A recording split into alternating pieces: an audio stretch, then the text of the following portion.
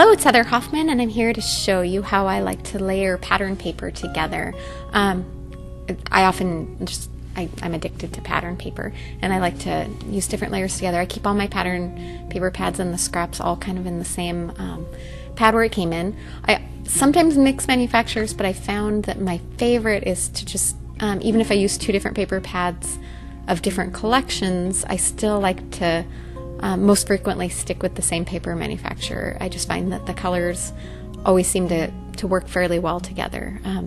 Again, there's occasionally exceptions to this, but so by keeping all my scraps in there, I'm able to pull out paper and use some of the scraps to layer onto one card like this, like you're going to see on this one.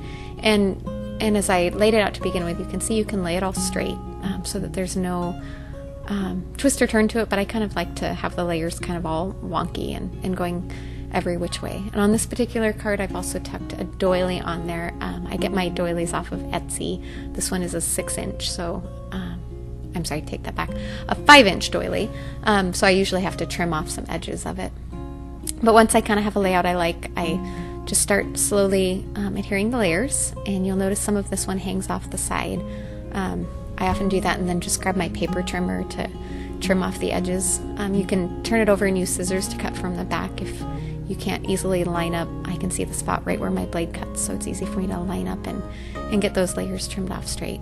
And now where I'm going to put my image on my white paper, it's kind of got a stark white edge, and I really like to blend it in. I like the white because it pops with the doily, but the edges are just a little too sharp, so I often pull out my antique linen distress ink and a foam blender and just go around the edges, and it just kind of helps soften the edges in so that it blends a little more with the more antique-y looking pattern paper like this, and yet you still get the white in the center instead of just using cream paper to begin with.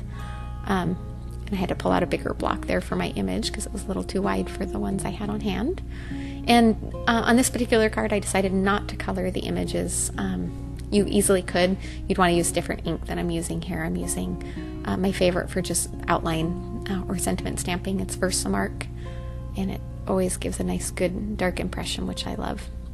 But on this image, I just thought they were so cute on their own that with all the pattern paper layers, I felt like coloring just would have made it a little too busy, so I kept that part of it nice and simple on here. So I'm going to stamp my sentiment, and then I have my top folding card base that I'm going to pull out. And I'm going to adhere that. Before I add that front panel, I want to add some twine to the front of my card.